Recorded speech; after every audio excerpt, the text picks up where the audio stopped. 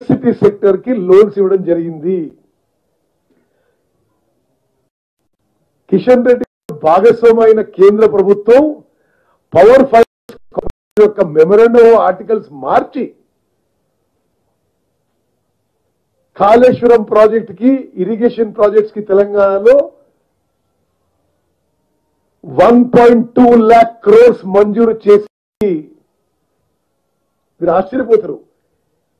మరి ఎక్కడ కూడా ఏ రాష్ట్రంలో కూడా అప్పుడు పవర్ ఫైనాన్స్ కార్పొరేషన్ ఇరిగేషన్ రంగానికి ఇవ్వలేదు.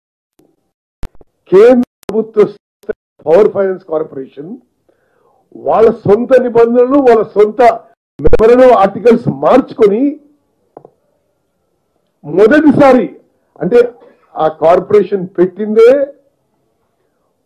పవర్ సెక్టర్ ని ఫైనాన్స్ చేయడానికి, ఎలక్ట్రిసిటీ సెక్టర్. మరి నాకెందుకు ఈ విషయంలో లోతైన అవగాహన ఉందంటే నేను పార్లమెంట్ ఎనర్జీ కమిటీగా ఆ కమిటీలో కూడా ప్రశ్నించిన వాళ్ళని.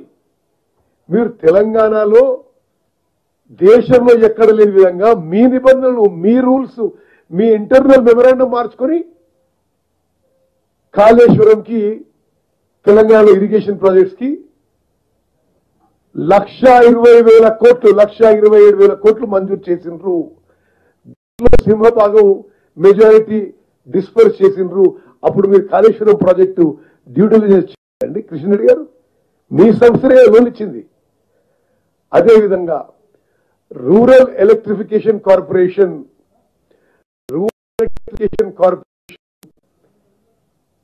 స్వాతంత్రం తర్వాత ఎప్పుడు కూడా ఎలక్ట్రిఫికేషన్ తప్పితే వేరే విషయాలకి లోన్ ఇవ్వలేదు.